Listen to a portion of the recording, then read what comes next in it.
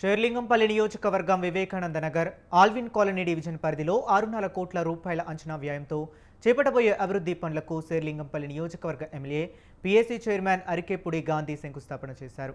ఉషా ముల్లపూడి కమాన్ నుండి Alvin colony వరకు road వెడల్పు కోసం చెట్ల తొలగింపు, కరెంటు పోల్స్ మార్పుతో పాటు road marking, multipurpose function hall నిర్మాణ పనుల్లో భాగంగా శ్రీకారం చుట్టినట్లు అరికేపుడి గాంధీ వెల్లడించారు.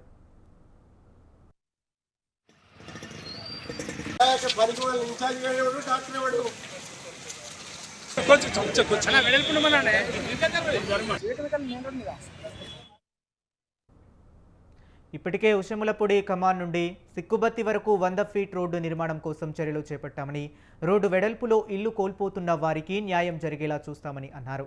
రాబోయే భవిష్యత్తు తరాలకు పెరుగుతున్న ట్రాఫిక్కు అనుగుణంగా ఈ చర్యలను తీసుకున్నామని తెలిపారు.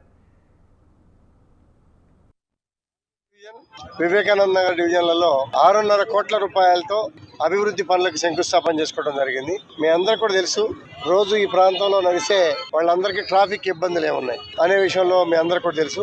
రోడ్ల వెడల్పు విషయంలో పేద మధ్యతరగతి కుటుంబాల కళ్యాణాలు చేసుకొని లేకపోతే ఫంక్షన్లు చేసుకోవడానికి ఒక మల్టీపర్పస్ ఫంక్షన్ హాల్, అలాగే రోడ్డు మార్జిన్, రోడ్డు వెడల్పు మీద 6,5 కోట్లతో శంకుస్థాపన చేశాం. అలాగే మెయిన్ రోడ్డు గురించి కూడా మీ అందరికీ కూడా తెలుసు.